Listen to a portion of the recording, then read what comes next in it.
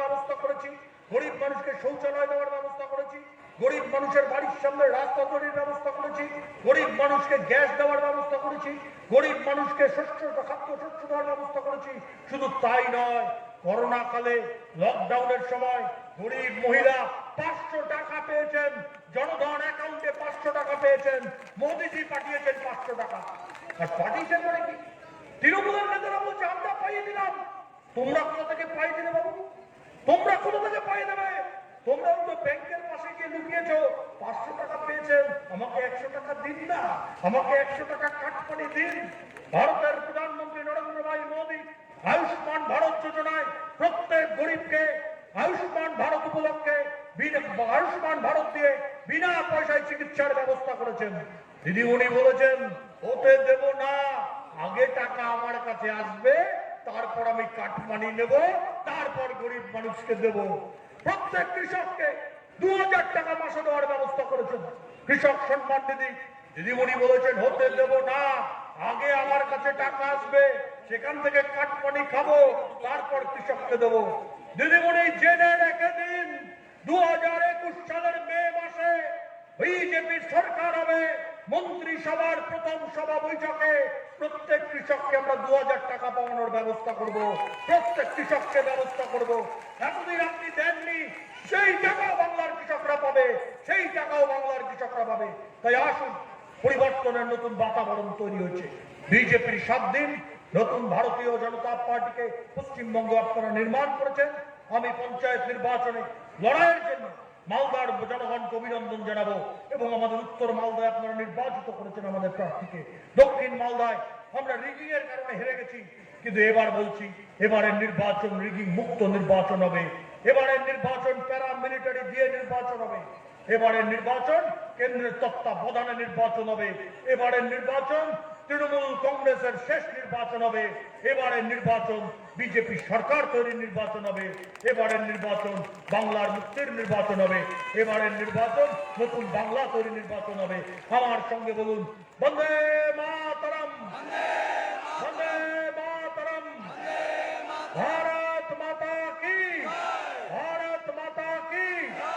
BJP জিন্দাবাদ, BJP জিন্দাবাদ, नरेंद्र मोदी जिंदाबाद, नरेंद्र मोदी जिंदाबाद, जेपी नड्डा जिंदाबाद, जेपी नड्डा जिंदाबाद, दिलीप घोष जिंदाबाद, दिलीप घोष जिंदाबाद। जय श्री राम, जय श्री राम। धन्यवाद। आज के আমাদের এই মথুরাপুর এই বিশাল জনসভার মূল আকর্ষণের কেন্দ্রবিন্দু বাংলা মায়ের দামাল ছেলে, বাংলার মানুষের হৃদয়ের সম্রাট তথা ভারতীয় জনতা পার্টির রাজ্য সভাপতি মাননীয় দিলীপ ঘোষ মহাশয় এবার আপনাদের সামনে বক্তব্য রাখবেন। মাননীয় দিলীপ দাকে অনুরোধ করছি বক্তব্য রাখার জন্য।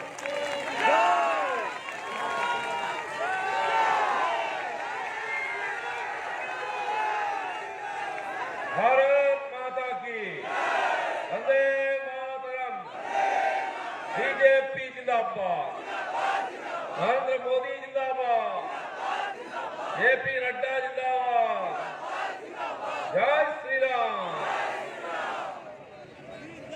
আপনাদের আওয়াজে আজকে একটু রোদ উঠেছে। দুদিন ধরে উত্তরবাংলায় এসে আমি অন্ধকার দেখছিলাম, দিনের বেলা রোদ ছিল না। তাই এই শুকনো খোলা পরিবেশে আমবাগানের মাঠে এখানে আমাদের সব বরিষ্ঠরা বসে আছেন, যারা বহুদিন ধরে পার্টির সঙ্গে যুক্ত, লড়াই করেছেন, মালদায় বিজেপিকে প্রতিষ্ঠা করেছেন। ডায়াসে মাননীয় জেলা সভাপতি, প্রদেশের সমস্ত নেতৃবৃন্দ বসে আছেন এবং এই মথুরাপুরেতে মানিকচক বিধানসভার সমস্ত কর্মীরা একত্রিত হয়েছেন। এইখানে পৌঁছতে গিয়ে প্রায় কোমর ভেঙে যাওয়ার মতো অবস্থা। আমাদের এখানে একজন প্রাক্তন এমএলএ আছেন, দিদিমণি বলেছিলেন উন্নয়ন না হলে ডেভেলপমেন্ট হয় না। আমি এখানে উন্নয়নও দেখলাম আর ডেভেলপমেন্টও দেখলাম। আমি বুঝতে পারছিলাম না উন্নয়ন ডেভেলপমেন্ট কি। তো এটাও বুঝলাম যে গত পঞ্চায়েত নির্বাচনের সময় একজন জেলা সভাপতি বীরভূমের বলেছিলেন কেষ্টবাবু যে রাস্তায় নাকি উন্নয়ন দাঁড়িয়ে আছে। এখানে তো উন্নয়ন শুয়ে পড়েছে রাস্তায়, জমেও আসবে না। এখানে একটা সুবিধা আছে, আপনাদের জম এখানে আসার সাহস করবে না, কেউ মরার ভয় নেই। তাই করোনা হয়ে গেল, কেউ মারা যায়নি। বন্ধুগণ, এই উন্নয়ন আর ডেভেলপমেন্ট যা চলছে টিএমসি উন্নয়ন, তো রাস্তা দেখলে বোঝা গেল। ডেভেলপমেন্টটা কি? যদি পঞ্চায়েত সদস্য আছে, প্রধান আছে টিএমসি, তার বাড়ি দেখুন, বুঝতে পারেন ডেভেলপমেন্ট কাকে বলে। গাড়ি দেখুন, বুঝতে পারবেন ডেভেলপমেন্ট কাকে বলে। এখন আবার উন্নয়ন রাস্তায় দাঁড়িয়ে নেই, বাড়ি বাড়ি চলে এসছে। শুনেছেন কিনা? দুয়ারে দুয়ারে, দুয়ারে দুয়ারে সরকার, এখন দুয়ারে দুয়ারে উন্নয়ন। যারা কেন্দ্র সরকারের পাঠানো চালটা লুট করে নিল, কেন্দ্র সরকারের পাঠানো আমফানের টাকাটা লুট করে নিল, রাস্তা তৈরি, স্কুল তৈরি, জলের, বিদ্যুতের টাকাটা লুট করে নিয়েছে, তাতে ক্ষান্ত হয়নি, বাড়ি থেকে লুটপাট করতে আসতে সাবধান থাকবেন। আমাদের একজন কার্যকর্তা বললো যে আমার দুয়ারে দুয়ারে উন্নয়ন নয়, দুয়ারে দুয়ারে সরকার আসার দরকার কি আছে?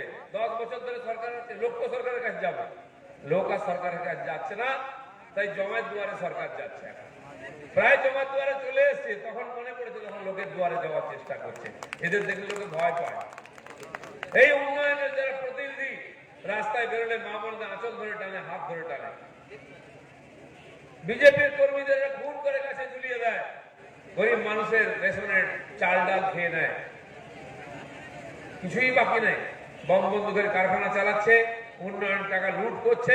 এই উন্নয়নকে আর মানুষ চায় না, তাই 21 সালে এই উন্নয়নের বিদায় হবে, তার ঘন্টা বেজে গেছে। দিদিমণির ঘুম ছুটে গেছে, ডিসেম্বর মাসে ঘেমে ঘেমে দৌড়চ্ছেন। আজকে উত্তরবঙ্গায় এসেছেন, সেখানে ভাষণ দিয়েছেন, বলছেন নাকি চা শ্রমিকদের ভাগ্য পাল্টে দেবেন, উত্তরবাংলার উন্নয়ন করে দেবেন। বাবা, 10 বছর কে করতে না বলেছিল আপনার উন্নয়ন? উত্তরবাংলার মানুষ অপেক্ষা করেছে যে দিদিমণি বোধহয় করবেন করবেন। তারপরে পঞ্চায়েত ইলেকশনে দিদিমণিকে জবাব দিয়েছে। এখানে মাত্র 4টে পঞ্চায়েত আমরা জিততে পেরেছি এই বিধানসভা, বাকি সব জিততাম আমরা, কিন্তু দিদি উন্নয়ন ভাইরা মারপিট করে নমিনেশন ভরতে দেয়নি, ভোট করতে দেয়নি, জেতা আসনকে ছিনিয়ে নিয়েছে জোর করে। আমাদের জেতা আসন অন্যের নামে লিখিয়ে দিয়েছে, রতুয়া মানিকচক হয়েছে, আপনারা জানেন। তাই লোক অপেক্ষায় ছিল, লোকসভায় ভোট দেবো দিয়েছে, 8টার মধ্যে 7টা লোকসভা উত্তর বাংলার মানুষ জিতিয়েছে। এটাও আপনারা জিতিয়েছিলেন। আমরা মুর্শিদাবাদে 2টো সিট পিছিয়ে যাওয়ার জন্য মালদা দক্ষিণ, আর আমরা হেরে গেছি। নাহলে নির্ভয়া দিদি এখানে বসে আছেন, তিনি এমপি হয়ে দিল্লিতে থাকছেন, কিন্তু আপনারা সাহায্য করেছেন। আর মালদার মানুষ টিএমসির মতো গুন্ডা পার্টিকে এখানে কখনো জিততে দেননি। পঞ্চায়েত কোটা লুটপাট করে জিতেছে, বিধানসভায় আপনারা হারিয়েছেন, একটাও বিধায়ক মালদা থেকে টিএমসি জিততে পারেনি। জিতেছে? মালদার মানুষ জিততে দেবে না।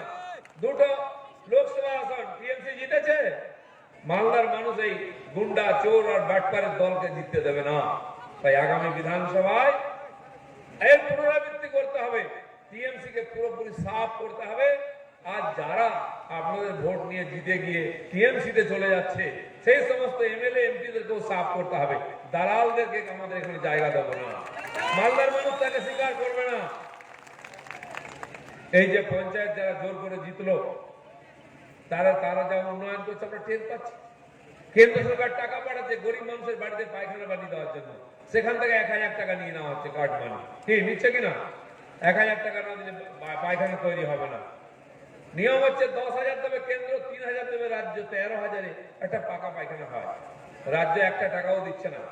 আর 10,000 থেকে কোথায় 1,000, কোথাও 2,000, বলে আগে 1,000 দে, তারপর তুই পাবি 8,000। বন্ধুগণ, আজকে সিমেন্টের দাম, ইটের দাম, রডের দাম, তাতে 8,000 টাকায় কি হয়, 9,000 টাকায় কি হয়? তো পায়খানাটা হওয়া উচিত ছিল এত বড়, হয়ে গেছে এটি, দরজাটা আরো ছোট। আমাদের সামনে বসে আছে, তার মতো স্বাস্থ্য ভালো যাক, যদি ওই বাথরুমে ঢুকতে যায়, ঢুকতে পারবে? আমাদের রাজ্যের শিক্ষামন্ত্রী আপনারা দেখেছেন, আজকাল হাঁটাচলা করতে পারেন না বলে বেরোন না কোথাও। তাকে যদি কোনো কারণে যেতে হয় ওই বাথরুমেতে, ঢুকতে পারবেন? আর যদি ছেলে ঠেলে ঢুকেও যান, ঠেলায় পড়ে বার করতে হলে দেওয়াল ভেঙে বার করতে হবে। কেন এটুকু হয়েছে? তার ভাইরা ইটের পয়সা, বালির পয়সা, সিমেন্টের পয়সা খেয়ে নিয়ে। আবাস যোজনার বাড়ি প্রধানমন্ত্রী বলেছেন কোন গরিব মানুষের মাথার উপরে যেন খড়ের চাল টালির চাল না থাকে, পাকা ছাদ করে দেবো। 2022 সালের মধ্যে সমস্ত গরিব মানুষ যার জমি আছে তার নামে ছাদ হবে, যার জমি নাই তাকে টাকা দেওয়া হবে, জমি কিনে সে বাড়ি করবে। সমস্ত গরিব মানুষের বাড়িতে পায়খানা তৈরি হবে, পাকা পায়খানা। মায়েদেরকে জঙ্গলে রাস্তাঘাটে যেতে হবে না, বৃষ্টির সময় কষ্ট পেতে হবে না, ওষুধের সময় কষ্ট পেতে হবে না। পায়খানার টাকাও খেয়েছে। আর যে 2.5 লাখ 3 লাখ টাকা পাবেন আবাস যোজনায় বাড়ি তৈরি করার জন্য, আগে 20, 25, 30 হাজার টাকা জমা দিতে হবে, তারপর পাবেন। কি তাই কি না?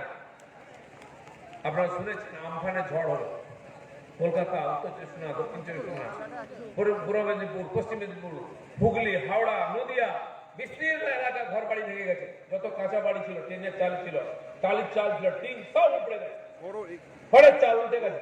মানুষ আকাশের উপরে বসে আছে, দিনের বেলা সূর্য, রাত্রেবেলা চাঁদ দেখে। আমরা একটা ত্রিপল দিয়েছি, সেই ত্রিপল নিচে গরু বাছুর নিয়ে থাকছে, সরকার 1 পয়সা দেয়নি। প্রধানমন্ত্রী এলেন, হেলিকপ্টার দিদিকে ঘুরিয়ে দেখালেন, দিদিমণি বলছেন 1 লক্ষ কোটি টাকা ক্ষতি হয়েছে, আমাকে টাকা দিতে হবে। মোদীজি বলছেন ঠিক আছে, 1000 কোটি টাকা নিন, কাজ চালান, আমি দেখছি। উনি টেস্ট করছিলেন দিদিমণি হাত জস কিরকম। 2 দিনের মধ্যে টাকা গায়েব। দিদিমণি কি বললেন? আমি সবাইকে 20,000 টাকা দেবো যার বাড়ি ভেঙে গেছে। লোক নাম লিস্ট করলো, জমা দিল বিডিও অফিসে, পঞ্চায়েতে, কোথায় যায়? গরিব মানুষ রোজ ব্যাংকে গিয়ে ব্যাংকের বাবুকে বলে, বাবু আমার 20,000 টাকা এসেছে। বলছে কিসের 20,000? বলে দিদিমণি বলেছেন দেবেন, আমার বাড়ি ভেঙে গেছে। বলে না, কোনো টাকা আসে না। 2 দিন পরে আবার টাকা এসে না, 3 দিন 4 দিন হলো, ব্যাংকের বাবু বলছে রোজ রোজ কেন আসেন, কোনো টাকা আসবে না, যান। টাকা কোথায় গেল? টাকা তো শেষ, 1000 কোটি টাকা গায়েব হয়ে গেল। তারপরে সে লিস্ট বেরোলো, লিস্টে কার নাম? টিএমসি প্রধানের নাম, জেলা পরিষদ, সমিতি, মন্ডল প্রেসিডেন্ট, তার শালা, তার ভাই, তার ভাইপো, বউ, সবার নামে টাকা। যার বাড়ি ভেঙেছে তার নামে টাকা নেই। দিদিমণি ঝামেলায় পড়লেন, আমরা রাস্তায় ঘেরাও করে দিলাম, লাঠি কাঠি চললো। আমাদের মিডিয়ার বন্ধুরা লেখালেখি করলেন, নামের লিস্ট বেরোলো। দিদিমণি বলছে হা বড্ড ভুল হয়ে গেছে গো। কি বলেছে? বলে ভুল করে ওই অ্যাকাউন্টে টাকা চলে গেছে। দিদিমণির টাকাগুলো সবসময় ভুল করে তার ভাইদের অ্যাকাউন্টে যায়। আপনাদের কারোর নামে এসছে ভুল করে? আমার নামে তো আসেনি, গোবিন্দদার নামেও যায়নি। সব দিদির ভাইরা টাকা পায়, সরকারি টাকা মানে তাদের অ্যাকাউন্টে যাবে। বারবার এরকম ভুল হচ্ছে, সব টাকা চলে যাচ্ছে, দিদি খালি টাকা টাকা বলছেন, টাকা খুঁজে পাওয়া যাচ্ছে না। এই যে লুট চলছে। আর ওই যে পঞ্চায়েত যারা জোর করে লুটেছিল, তাদের কি অবস্থা ছিল? যখন এরা পঞ্চায়েত জেতেনি, পঞ্চায়েত হয়নি, তখন পাড়ার দোকানে বসে থাকতো চুপচাপ, চা খাওয়ার পয়সা ছিল না। কেউ গেলে বলতো ভাই 1 কাপ চা খাও, চেয়ে চেয়ে চা খেত, কি খেত কিনা। আজ আপনি যান, আপনাকে ডেকে স্পেশাল চা খাওয়াবো। কোথা থেকে পয়সা আসছে? সব পঞ্চায়েতের টাকা, 100 দিনের কাজের টাকা, রাস্তার টাকা, জলের টাকা, আলুর টাকা, স্কুল বিল্ডিং এর টাকা, সব দিদিমণি ভাইদের পকেটে। তাই স্পেশাল চা চলছে। যার একটা বিড়ি একবার খাওয়ার মতো ক্ষমতা ছিল না, অর্ধেকটা বিড়িটা নিবিয়ে কানে গুঁজে রাখতো, দুপুরবেলা আবার খেত। কি খেত কিনা? এখন দেখুন লম্বা লম্বা সিগারেট, পাড়ার চায়ের দোকানে পায়ের উপরে পা তুলে বসে আর ফুক ফুক করে গোল গোল ধোঁয়া ছাড়। এই লম্বা লম্বা সিগারেটের দাম আসছে কোথেকে? সব পঞ্চায়েত। যার বাড়ি টিনের চাল ছিল, বৃষ্টি হলো না, বাইরে কম ভেতরে বেশি জল পড়তো, বালতি গামলা বসিয়ে রাখতে হতো। এখন দেখুন 2তলা 3তলা বাড়ি দিদির শাড়ির মতো নীল সাদা রং হয়েছে। কোথা থেকে টাকা? গাল দেখুন ঢুকে গেছিল, হাঁড়ি জড়তো না, খাওয়া জুটতো না, হাড় বেরিয়ে থাকতো। এখন দেখুন কোন ফল তোলে গাল হয়েছে, ক্রিম মেরে শীতের দিনে ঘুরে বেড়াচ্ছে। মাথার চুল উঠতো এরকম লাল লাল চুল, তেলও জুটতো না, সর্ষের তেল। এখন কেমন শ্যাম্পু মেরে ঘুরছে দেখুন। টাকা কোথা থেকে এলো?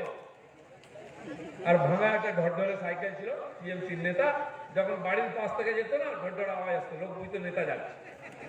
এখন কেমন চকচকে হিরো হন্ডা মোটর সাইকেল, আমাদের নেতার বাড়ির সামনে 2বার পিপ পিপ করে বাজিয়ে দেয়।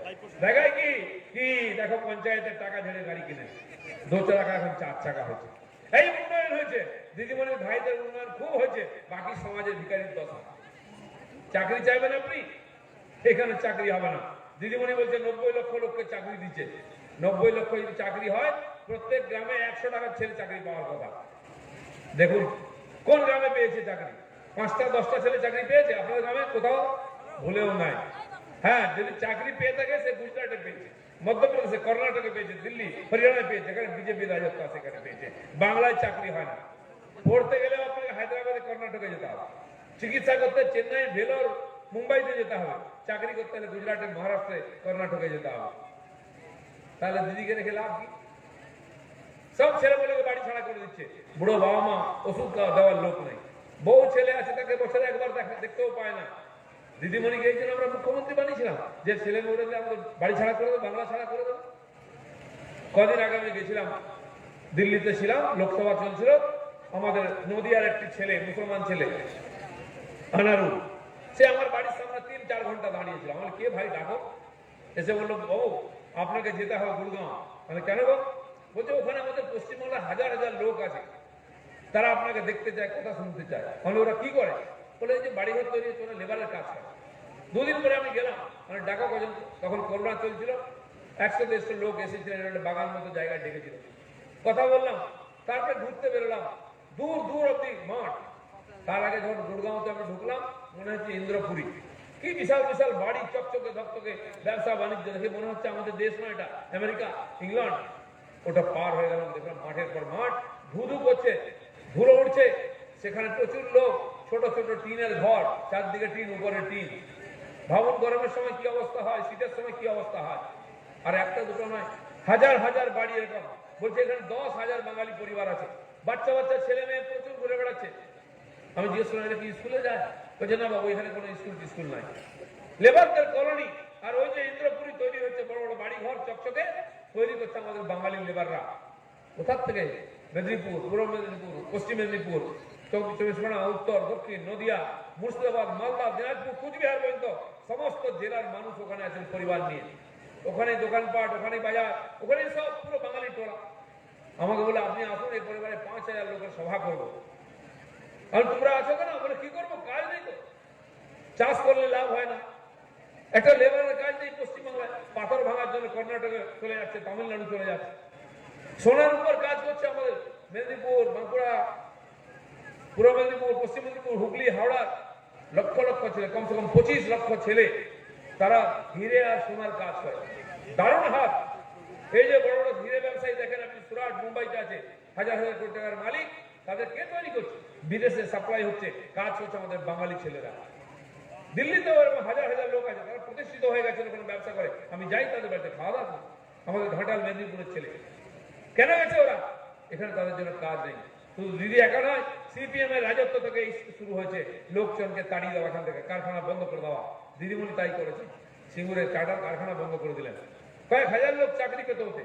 আশেপাশে হাজার হাজার একর জমি বিক্রি হয়ে গেছে, যে ওই বড় শিল্প হলে সহায়ক শিল্প তৈরি হবে, নাট বল্টু ওয়াসার তৈরি হয়, আলাদা আলাদা কারখানায় সাপ্লাই হয় ওখানে, সেটা বন্ধ, এটাও বন্ধ। হাজার হাজার একর জমি ফাঁকা পড়ে আছে। পশ্চিমবাংলার সবচেয়ে উর্বর জমি হুগলি জেলায়, যেখানে আলু হয়, সবজি হয়, ধান হয়, সব হয়। আজকে সেই জমিতে চাষও হচ্ছে না, কারখানাও নাই। কে করেছে এটা? এই সিপিএম টিএমসির ভুল নীতির জন্য আজকে বাংলা শূন্য হয়ে যাচ্ছে, বাঙালি ছেলেদের জন্য কাজ নেই। যদি পরিবর্তন করতে হয়, ভারতীয় জনতা পার্টির রাজত্ব নিয়ে আসতে হবে। যেখানে চাকরি করতে যাচ্ছে ওরা, ওখানে বিজেপি রাজত্ব আছে। হরিয়ানা আছে, গুজরাট আছে, কর্ণাটক আছে, রাজস্থানে, মহারাষ্ট্র ছিল আমাদের, কলকারখানা হয়েছে, সেখানে চাকরি পাচ্ছে ছেলেরা। লকডাউন হলো, হাজার হাজার লোক আটকে গেল, তাদেরকে বাড়ি আসতে দিল না দিদিমণি। সব রাজ্যের সরকার ট্রেন চালিয়ে নিয়ে গেল 10 লাখ 20 লাখ লোককে বাড়ি। বাংলায় কোনো ছেলে পুলে এলো না। যারা বাস ভাড়া করে এসছে তাদেরকে বিহার আর ঝাড়খণ্ডের বর্ডার আটকে দিয়েছে, পুলিশ ঢুকতে দেয়নি বাংলায় আমাদের ছেলেদেরকে। কেন? তারা এলে আবার চাইবে রেশন দাও, চাকরি দাও, অতএব ঝামেলা করলে ওখানেই বড় তোমরা। চিকিৎসা ব্যবস্থা কি অবস্থা? হসপিটাল যান, বড় বিল্ডিং হয়েছে, সুপার স্পেশালিটি হসপিটাল, নীল সাদা রঙের বিল্ডিং খাড়া করেছেন দিদিমণি, কেন্দ্রের টাকায়। ডাক্তার নাই, নার্স নাই, কিছু নাই। রাত্রিরাতে কেউ অসুস্থ হলে যদি কেউ যায় ওখানে, সামনের দরজা দিয়ে বেরোবে না, পেছনের দরজা দিয়ে বলো হরি হরি বল। জ্যান্ত ফেরার চান্স নেই, তাই কেউ যায় না, প্রাইভেট হসপিটালে যাই আমরা। আর শুধু এখানে নয়, কলকাতায় যান, বাইপাসের দুদিকে বড় বড় super speciality hospital. Heart attack হয়ে গেলে নিয়ে যান, বলবে আগে 20,000 টাকা জমা করো, নাহলে টেস্টও করবে না, রাস্তায় মরে যাবে বাইরে। এখান থেকে ভেলোর যাই, চেন্নাই যাই, মুম্বাই যাই, হায়দ্রাবাদ যাই, কর্ণাটক যাই চিকিৎসা করতে, জমি বিক্রি করে, হয় না, বন্ধক দিয়ে বাবা মাকে ট্রিটমেন্ট করতে। লকডাউনে হাজার হাজার লোক আটকে গেছিল, বোঝা গেল কত লোক যায়। 6,500 লোক মিছিল করলো কর্ণাটকে। মমতা ব্যানার্জি হায় হায়। সাংবাদিক বলছেন মমতা ব্যানার্জি হায় হায় কেন বলছেন? বলে আমরা চিকিৎসা করতে গিয়ে আটকে গেছি, ট্রেন চালাচ্ছেন, আমাদের নিচ্ছেন, আমরা কি করবো? খাবার দাবার নেই, থাকার জায়গা নেই। কেন? এখানে ডাক্তার নেই, ওষুধ নেই, তাই কর্ণাটকে যেতে, ওখানে আর দিদিমণি আমাদের গরিব মানুষকে প্রধানমন্ত্রী যে 5 লক্ষ টাকা বছরে দেবেন বলেছিলেন ওটা পেতে দিচ্ছেন না। দিদিমণি বলছেন আমি তো স্বাস্থ্যসাথী কার্ড দিচ্ছি। কি কার্ড কি হয় ওতে? স্বাস্থ্যসাথী কার্ড নাকি 3.5 কোটি লোককে দিয়েছেন আগে, একটা লোকও পয়সা পায়নি। প্রাইভেট হসপিটালে সরকারি কর্মচারী যারা বলে যান এই কার্ড দেখালে বলছে সুবিধা পাবে। হসপিটাল জিজ্ঞেস করে কিসের ইন্স্যুরেন্স, বলছে স্বাস্থ্যসাথীর কার্ড বার করে, বলে ওটা পকেটে রেখে দিন, ওতে এখানে কাজ হয় না। দিদিমণির কার্ড হচ্ছে এরকম এক্সপায়ারি কার্ড, ধরুন কোনো কাজ করে নাই। আবার বলছেন 7.5 কোটি লোককে কার্ড দেবেন, কার্ড দিয়ে কি হবে? আরে রেশন কার্ড থাকলে আপনার লোকের রেশন দেয় না, ওই কার্ডে কি হবে? যদি স্বাস্থ্যসাথী কার্ডের বদলে আয়ুষ্মান যোজনার কার্ড থাকতো তাহলে এখানে শুধু নয়, ব্যাঙ্গালোর চেন্নাইতে আপনি ওই সুবিধা পেতেন। সেখানকার হসপিটালে গেলে নাম লিখে দিয়ে কার্ড দিয়ে আসুন, সরকার থেকে টাকা পাঠিয়ে দেবে। আজ গরিব বাঙালি মানুষকে দিদিমণি বঞ্চিত করছেন চিকিৎসা থেকে। ঠিক সেরকম আমাদের বাংলার গরিব চাষিরা, তারা কোনো ফসলের দাম পায় না। এখানে আম বাগানে আমরা বসে আছি, আম বেশি ফললেও ক্ষতি, কম ফললেও ক্ষতি। হিমসাগর আম যখন ফলে 15 টাকা কিলো বিক্রি হয়, কি হয় কিনা? আমি তো কালিয়াচকে দেখেছি, রাস্তার ধারে বসে থাকে লোক, আর বাইরে থেকে ওই আম এলে 50 টাকা কিলো। সাধারণ আম তারা ব্র্যান্ড তৈরি করেছে, তারা মার্কেটিং করেছে। ওই চৌসা মৌসা আমরাও খাই, কিন্তু আমাদের মালদার হিমসাগর থেকে লক্ষণভোগ থেকে যে আম বিক্রি হয় তার সামনে কিছুই না, কিন্তু তারা প্রচার করেছে, মার্কেটিং করেছে, তাই তাদের চাষিরা বিক্রি করছে। আর আমাদের আম এখানে পচে যাচ্ছে। একটা কোল্ড স্টোরেজ নিয়ে রাখার জন্য একটা প্রসেসিং ইউনিট হয়নি 70 বছরে, যে আমগুলোকে আমসত্ব করি, আচার করি, জ্যাম জেলি করি, মোরব্বা করি না। আমার ঠাকুরদা যেরকম আম চাষ করতো, বাবা করতো, আমিও করছি, লাভ হলে হলো, না হলে না। এখানে আনারস চাষ হয় বিধাননগরে, সে আনারসের বিক্রি করার, প্রিজার্ভ করার, প্রসেস করার কোনো ব্যবস্থা নেই। গত 12 বছরে একটা নতুন কোল্ড স্টোরেজ হয়নি পশ্চিমবাংলায়। তাহলে আলু চাষ হচ্ছে, যাবে কোথায়? আম, ফল, সবজি, টমেটো, আনারস থাকবে কোথায়? জলের দামে বিক্রি করতে হচ্ছে ভগবান ভরসায়। তাই প্রধানমন্ত্রী দেখেছেন যে চাষিরা লাভ করতে পারে না, যখন চাষ করার দরকার করতে পারে না, হাতে পয়সা নেই, সার কিনতে পারে না, বীজ করতে পারে না, তাই ঠিক করলেন ভারতবর্ষের 10 কোটি লোককে আমরা বছরে 6,000 টাকা করে অনুদান দেবো গরিব চাষিকে। পশ্চিমবঙ্গের 73 লক্ষ পরিবার আছে যারা এটা পেতে পারত বছরে 6,000 টাকা। সারা দেশে 9 কোটি পরিবার পেয়েছে, প্রায় 90,000 কোটি টাকা বিলি হয়েছে 2 বছরে। গত বছর 6, এবছর 6, আর করোনার জন্য আরো 2,000 টাকা। এই 9 কোটি লোক 14,000 টাকা করে পেয়ে গেছেন, কিন্তু পশ্চিমবঙ্গে একজনও পায়নি। আপনারা কেউ পেয়েছেন? কেউ পেয়েছেন? পাবেন কি করে? দিদিমণি যতদিন থাকবেন 1 পয়সা পাবেন না, না আয়ুষ্মান যোজনা পাবেন, না কৃষক সম্মান নিধি পাবেন। তাই দিদিমণির বিদায় দরকার আছে। তাহলে কেন্দ্রের টাকা রাজ্যে আমাদের নামে আসে। নিয়ম হচ্ছে এখানকার সরকার নাম পাঠাবে, অ্যাকাউন্ট নম্বর পাঠাবে চাষির, ডাইরেক্ট কেন্দ্র সরকার টাকা দেবে। দিদিমণি পাঠাচ্ছেন না কেন? ডাইরেক্ট চলে দিদিমণির ভাইরা কাটমানি কোথায় পাবে? তাই বলছেন ওটা হবে না। লোকেরা কোর্টে গেছে, কোর্টে কেস করেছে। কোর্ট বললেন যে দিদিমণি কবে দেবেন টাকা, কেন দিচ্ছেন না? দিদিমণি কেন্দ্রের মন্ত্রীকে লিখলেন যে তোমর সাহেব, আমরা তো 8,000 কোটি টাকা পাই, টাকাটা দিন, আমরা চাষিদেরকে দিয়ে দেবো। আচ্ছা, আপনারা কেউ বিশ্বাস করেন যে দিদিমণির হাতে টাকা এলে আমরা টাকা পাবো? কোন চাষি বিশ্বাস করে টাকা পাবেন? পাগলেও বিশ্বাস করে না, টিএমসি লোকেরাও বিশ্বাস করে না। দিদিমণির এমন হাত জব। মোদিও খুব চালাক, গুজরাটের লোক তো ব্যবসা করে। 1,000 কোটি টাকা দিয়ে টেস্ট করলেন দিদির হাত জব, গায়ে হয়ে গেল 2 দিনের মধ্যে 1,000 কোটি। বলে এরপরে দিলে তো কিছুই খুঁজে পাওয়া যাবে না বাবা, মমতা দিদির হাতে টাকা দিতে নাই। বন্ধুগণ, যেদিন বিজেপি সরকার এখানে আসবে তখনই আপনারা এই 6,000 টাকা পাবেন। প্রত্যেকটি কৃষক পরিবার যারা গরিব কৃষক, সবাইকে আমরা 6,000 টাকা করে মাসে দেবো। 5 লক্ষ টাকা বছরে দেবো। বছরে 6,000 টাকা আর 5 লক্ষ টাকা, এটা আমাদের পাওনা, আপনাদের হক। এই যারা দুয়ারে দুয়ারে সরকার করে উন্নয়নের বন্ধুরা আসছেন, তারা বাড়িতে আগে জিজ্ঞেস করবেন, বলো কেন তোমরা আমাদের 6,000 টাকা থেকে বছরে বঞ্চিত করেছো? কেন 5 লাখ টাকা থেকে বঞ্চিত করেছো? কি ক্ষতি করেছে তোমাদের? সে উত্তর দিতে পারবে না। এবারে ভোট চাইতে এলে টিএমসি ঝাড়ু নিয়ে দাঁড়িয়ে থাকবেন, বলবেন কেন 6,000 টাকা পাইনি বলো, কেন 5 লাখ টাকা পাইনি বলো। আর যদি উত্তর না দেয়, ভালো করে মুখ সাফ করে দেবেন ঝাড়ু নিয়ে। এটা পাওনা আছে ওদের, গরিব মানুষকে বঞ্চিত করেছে। দিদিমণিকে আমরা এই জন্য করিনি, আমাদের পেটে লাভ মারছে। যখন লকডাউন হলো করোনার জন্য, আর লকডাউন ঠিক সময় প্রধানমন্ত্রী করেছিলেন বলে দেশে এখন 1 লক্ষ লোক মরেনি। 150-140 কোটি লোক, তার মধ্যে এত মৃত্যুর হার কম, চিকিৎসার সংক্রমণের হার কম। আপনি উন্নত আমেরিকা দেখুন, ব্রাজিল দেখুন, ইংল্যান্ড, ফ্রান্স দেখুন, কত লোক মারা গেছে, কত লোক অসুস্থ হচ্ছে। আমরা কিন্তু অসুস্থ হইনি প্রধানমন্ত্রীর দূরদর্শিতার জন্য। কিন্তু মানুষ বাড়ি থেকে বেরোতে পারলো না, মানুষ গাড়ি ঘোড়া বন্ধ, কোথাও যেতে পারছে না, চাকরি বাকরি নেই, কাজ নেই, খাবে কি? প্রধানমন্ত্রী বললেন খবরদার বেরোবেন না বাড়ি থেকে, এই ভাইরাসের কোনো ওষুধ নাই, প্রাণ বিপন্ন হবে, আপনি বাড়ি থাকুন, আমরা রেশন পৌঁছে দেবো। ভদ্রলোকের এক কথা বলেছেন কি, প্রত্যেকে রেশন দিয়েছেন কিনা, পেয়েছেন কিনা?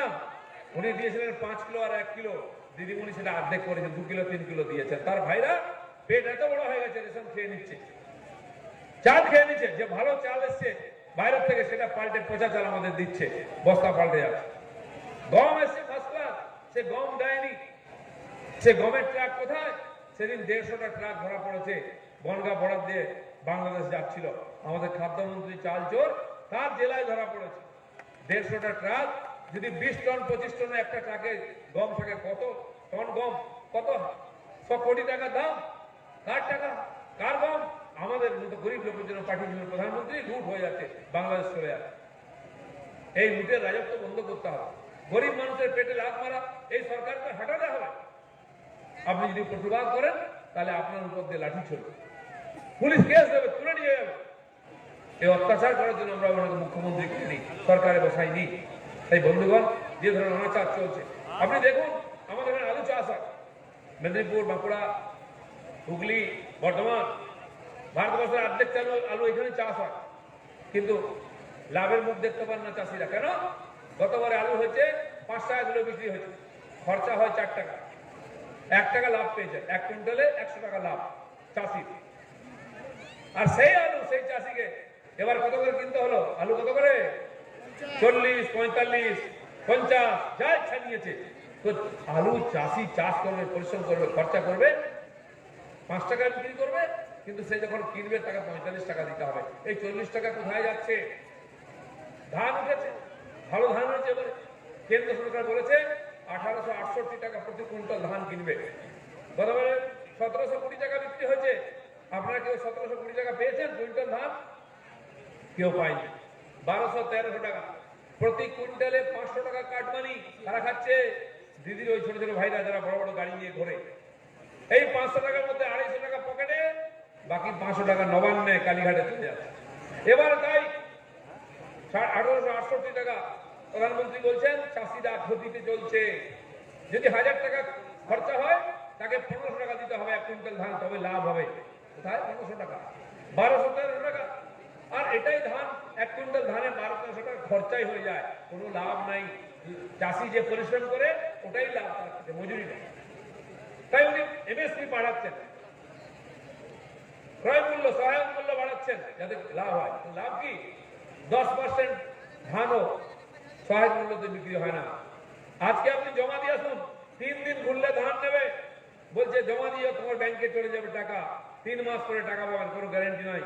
মানুষ কি করবে? তার চেয়ে বাবা 1300 টাকায় ঠিক আছে দিয়ে দাও, হাতে তো টাকা পাচ্ছে। সার নিয়েছি, বীজ নিয়েছি, জল নিয়েছি, তার তো টাকা দিতে হবে, উধার আছে। তাই প্রধানমন্ত্রী 6000 টাকা অ্যাডভান্স দেওয়ার ঠিক করেছিলেন কৃষকদের, যাতে তার জন্য কাজ না আটকে যায়, কিন্তু দিদি দিতে দিচ্ছেন না। এই চালের 500, ধানের 500 টাকা প্রতি কুইন্টাল, আলু 40 টাকা প্রতি 50 কিলো, কোথায় যাচ্ছে? প্রতি কিলোতে। এটা সব কালীঘাটে যাচ্ছে। আর এর বিরোধিতা করলে আপনাকে কেস খেতে হবে, জেলে যেতে হবে।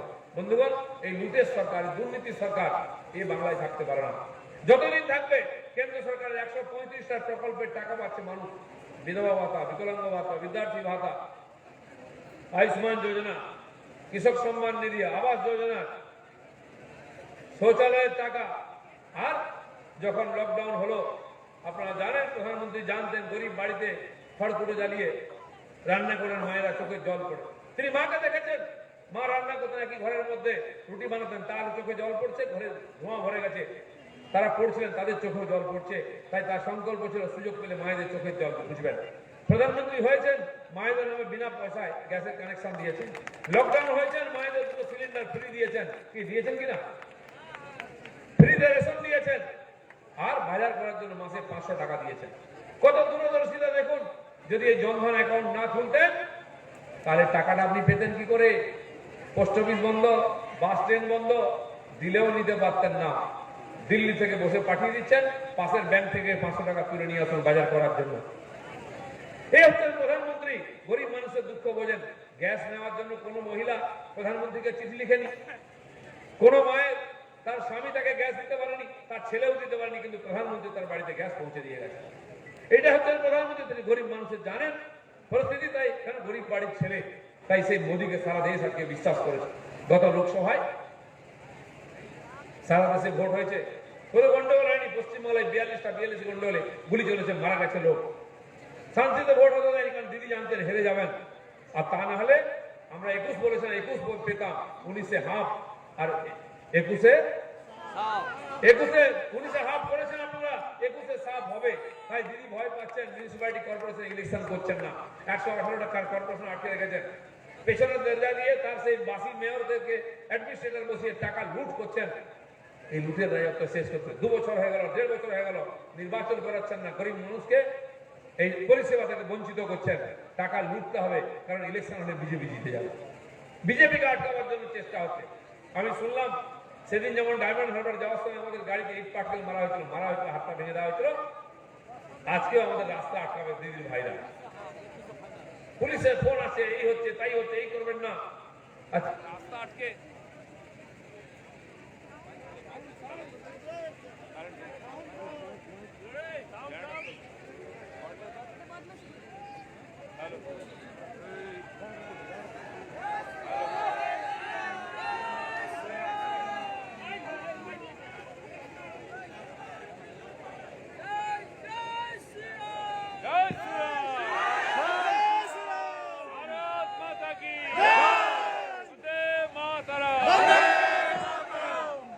এসে গেছে, আপনাদের আওয়াজ শুনে চলে এসেছে। তাই বন্ধুগণ, সারা দেশেতে আমরা 14 সালে 17 কোটি ভোট পেয়েছিলাম, আর 19 সালে 24 কোটি ভোট পেয়েছি। আর এই পশ্চিমবাংলায় আপনাদের পরিশ্রমেতে 17 সালে 86 লাখ ভোট ছিল, 2019-এতে 2 কোটি 30 লাখ ভোট পেয়েছি আমরা। আর দিদিমণি 2 কোটি 47 লাখ। আমরা 40%-এর বেশি, দিদিমণি 43%। 45 থেকে 43 এসছেন, আমরা 17 থেকে 40-এ যে লাভটা দিয়েছি, আর একটা লাভ দিয়ে দিদির ঘাড়ে আর হয়ে গেছে। আমরা চাইছি 3 কোটি ভোট চাই, 200 আসন চাই। দিদিমণিকে 2 কোটির নিচে নামাতে হবে। নামানো শুরু হয়ে গেছে, আর নামছে বলে দিদির ভাইরা ভাবছে। রোজ সকালে একজন দিদির ভাই উল্টো পাল্টা স্টেটমেন্ট দেয়, দিদিমণির বিপি বেড়ে যায়, সুগার বেড়ে যায়। একজন অফিস নেতাকে পাঠান, যাও ভাইকে বোঝাও। ওই ভাইকে বোঝালে এই ভাই বিগড়ে যাচ্ছে, ওকে বোঝালে সে বিগড়ে যাচ্ছে। ওই বাড়িতে কেউ থাকতে চাইছে না। একজন বুড়ো মাস্টারমশাই আছেন, তিনি টিভির সামনে মাঝে মধ্যে আসেন। তিনি বলেছেন যে এই ডুবন্ত জাহাজ থেকে সবাই পালাচ্ছে, সবাই ইঁদুর পালাচ্ছে। শুভেন্দু বাবুকে ইঁদুর বলতে গিয়ে নিজের পার্টিকে ডুবন্ত জাহাজ বললেন। এটাও বুঝতে পারলেন যে মনের কথাটা বেরিয়ে গেছে। আমি বললাম ইঁদুর কেন, এবার গরু মোষও পালাবে, সময় এসে গেছে। ডুবছে। দিদিমণির ওই টালির চালের টালি খুলে পড়ছে এক একটা করে। এই লুটের রাজত্ব, এই সন্ত্রাস আর স্বৈরাচারের রাজত্ব কেউ স্বীকার করবে না। আর যারা এতদিন ছিলেন, কেন পালিয়ে আসেননি? তারা কষ্টের মধ্যে ছিলেন, বুঝেছি। অসম্মান সহ্য করে, অপমান সহ্য করেছিলেন, কারণ যাওয়ার জায়গা ছিল না। আজ আমরা জায়গা দিয়েছি, 18টা সিট জিতে 2 কোটি 30 লাখ লোকের সমর্থন নিয়ে বিজেপি দ্বিতীয় শক্তি হিসাবে দাঁড়িয়েছে। আমি আহ্বান করছি সবাইকে, সিপিএম, কংগ্রেস, টিএমসি, যারা অপমানের মধ্যে রয়েছেন, যারা বাংলার পরিবর্তন উন্নয়ন চান, আসুন বিজেপির হাত ধরুন, বিজেপি ঝান্ডার তলায় আসুন। সোনার বাংলা গড়ছি, সেই সোনার বাংলার গড়ায় সহায়ক হন, সম্মানের সঙ্গে কাজ করুন, আপনাকে সে সুযোগ দেবো। তাই এটা আমাদের এখানে কাজ নয়, আমরা পরিশ্রম নিশ্চয়ই করছি, করেছি বলে লোকে বিশ্বাস করেছে, ভোট দিয়েছে। কিন্তু এত বড় রাজ্যের পরিবর্তন বহু লোকের সহযোগিতা লাগবে। যারা টিএমসি কে তাড়াতে চান, অপশাসন দূর করতে চান, তাদেরকে আহ্বান করছি, আসুন বিজেপির ঝান্ডার তলায়। এই ঝান্ডা মানুষের সম্মান দেয়, সুরক্ষা দেয়, প্রতিষ্ঠা দেয়, অধিকার দেয়। দিয়েছি আমরা, সর্বভারতীয় নেতা বানিয়েছি, এমএলএ বানিয়েছি, এমপি বানিয়েছি। আগামী দিনে যারা আসুন তাদের সম্মান দেবো। একা হবে না, সবাই মিলে লড়বো, সোনার বাংলা গড়বো। বলুন, সবাই মিলে লড়বো, সবাই মিলে লড়বো। এই সোনার বাংলা করতে গেলে লক্ষ লক্ষ লোকের সহযোগিতা লাগবে। নেতৃত্ব করছে ভারতীয় জনতা পার্টি, নেতৃত্ব করছে নরেন্দ্র মোদী, যাকে সারা দুনিয়াতে এক সম্মান করছে। তাই পশ্চিমবাংলার পরিবর্তনে আপনাদের মতো হাজার হাজার লক্ষ লক্ষ লোকের সহায়তা লাগবে। যারা লুটপাট করে ভয় দেখিয়ে আমাদের কর্মীদের খুন করে আটকাবার চেষ্টা করছেন, খুব ভুল করছেন। রাস্তা বন্ধ করে বিজেপিকে আটকানো যাবে না, ঢিল পাটকেল মেরে বিজেপিকে আটকানো যাবে না। তাহলে তো বিহার ইউপিতে বিজেপি আসতোই না। একবার নয়, বিহারে চারবার নীতিশ কুমার আমাদের সমর্থনে মন্ত্রী হয়েছে, মুখ্যমন্ত্রী হয়েছেন। আমরা ওনাকে নেতা ডিক্লেয়ার করেছিলাম, তার চেয়ে ডবল সিট পেয়েছি আমরা। কিন্তু ওনাকে নেতা বলেছি, ওনাকে নেতা বলেছি, ভদ্রলোকের এক কথা, যা বলেছি তাই করেছি। আর এটাও বলেছি ভদ্রলোকের এক কথা, 19-এ হাফ আর 21-এ সাফ। এই ভদ্রলোকের কথা বলেছি, এটাও করে দেখাবো। কারণ বিজেপি যা বলে তাই করে। ত্রিপুরা জিতেছি, আসাম জিতেছি। দিদিমণি খুব কষ্টে 6th পে কমিশন ঘোষণা করেছেন, তাও 48 মাসের এরিয়ার বাকি আছে কর্মচারীদের, দিয়ে ছাড়া বেতন দিচ্ছেন। আর একটা গরিব ছোট্ট রাজ্য ত্রিপুরা, সেখানে আমরা সরকারে এলাম, এসে এবার 7th পে কমিশন ঘোষণা করে দিয়েছি কর্মচারীদের। দিদিমণি মাস্টারমশাইদের বলেছেন দুয়ারে দুয়ারে চলুন। কেন যাবেন দুয়ারে দুয়ারে? তারা কি আপনার পার্টির ক্যাডার নাকি? আপনি ডিএ দেবেন না, ইনক্রিমেন্ট দেবেন না। আপনি দেখুন যত teacher, para teacher, part time, SSK, MSK, computer teacher, মাদ্রাসা টিচার, রোজ গিয়ে দেখুন কলকাতায় হয় বিধান ভবনে বসে আছেন, এখানে বিধাননগরে, না হলে ওখানে ধর্মতলায় বসে ধর্ণা দিচ্ছেন। আরে সব মাস্টারমশাই যদি ধর্দান রাস্তায়, আমাদের ছেলে মেয়েদের কে পড়াবে? স্কুল কলেজ কে চালাবে? মাস্টারমশাই আন্দোলন কেন করছেন? আজকে কারো অধিকার সুরক্ষিত নয়। এই আন্দোলনটা হতে হতে সমস্ত কর্মচারী, পুলিশরা 10টার সময় মিছিল বার করেছে কি তাদের খাওয়া থাকার ব্যবস্থা নেই, ডিএ নাই। দিদিমণি রাত্রেবেলা সেই আমফানের দিন ছুটে গেছেন। কেন? সব জায়গায় বিস্ফোরণ। আজ বিস্ফোরণ হতে হতে দিদির বাড়ির মধ্যে বিস্ফোরণ শুনে যায়। কে কোন দিকে যাচ্ছে ঠিক নেই, কাউকে বিশ্বাস করতে পারছেন না। আর সবাই পালিয়ে বাঁচতে চাইছেন, সবাই ছুটছেন বিজেপির দিকে। তাই এই যে বিজেপির দিকে ছুট শুরু হয়েছে, বিজেপির দিকে মানুষের দৃষ্টি ঘুরেছে, এই অনুকূলতাকে কাজে লাগিয়ে আমরা পশ্চিমবাংলা পরিবর্তন করব। আমরা যেটা বলি সেটা করি। আমাদের সর্বভারতীয় নেতারা বলেছিলেন 8 সিট চাই, 21টা চাই, আমরা 18টা জিতেছি। তারা 200 সিট বলেছেন। 200 কেন? 200 থেকে একটা কম হবে না, 199 হবে না, 201 হবে, কিন্তু কম হবে না। নেতাদের কথাকে আমরা রাখবো, তার জন্য দিনরাত পরিশ্রম করছি। আপনাদের সহযোগিতা সমর্থনে পার্টি এগোচ্ছে। আগামী দিনে বাংলায় পরিবর্তন হবে, সোনার বাংলা হবে, এই আশা রেখে সবাইকে ধন্যবাদ।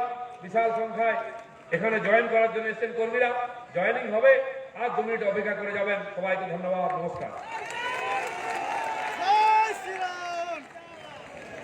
আমরা এবার আমাদের যোগদান পর্বে চলে যাচ্ছি। আমি প্রথমে উজ্জ্বল ঘোষ, টিএমসি থেকে 450 জনকে নিয়ে উজ্জ্বল ঘোষের নেতৃত্বে আজকে দিলীপ দার হাত দিয়ে পতাকা তুলে নেবেন। আর এই যোগদান পর্বের জন্য যাদের মাধ্যমে হয়েছেন, আমাদের 23 নম্বর জেডপির মন্ডল সভাপতি রমন ঘোষ এবং সাধারণ সম্পাদক নীতিন মুকেশের মাধ্যমে উজ্জ্বল ঘোষ টিএমসি থেকে 450 জনকে নিয়ে আজকে দিলীপ দার হাতে বিজেপির পতাকা ধরছেন।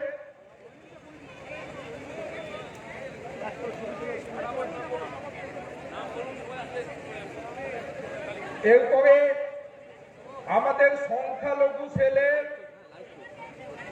সভাপতি ফিরোজ খান এবং সাধারণ সম্পাদক ইমরান খানের মাধ্যমে তৃণমূল কংগ্রেস থেকে জয়েন করছে ডালিম খান। 80 জন তৃণমূল কংগ্রেসের কর্মী নিয়ে তিনি বিজেপিতে যোগদান করছেন। এরপরে 70 জনকে সাথে নিয়ে টনিক শেখের নেতৃত্বে 70 জন তৃণমূল কংগ্রেস থেকে ভারতীয় জনতা পার্টিতে যোগ করছেন।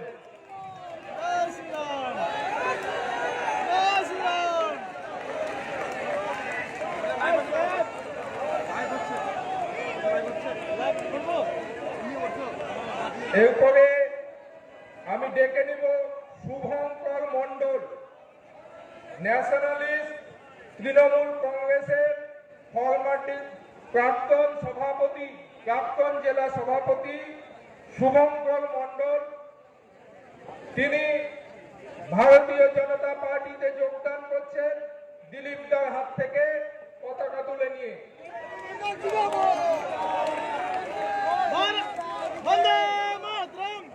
এরপর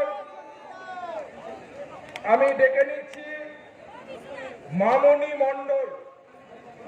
মামনি মণ্ডল ইন্ডিয়ান ন্যাশনাল কংগ্রেস পার্টি থেকে, তিনি মালদা, মুর্শিদাবাদ, উত্তর দিনাজপুর এবং সাউথ দিনাজপুরে প্রিয়দর্শিনী ইনচার্জ।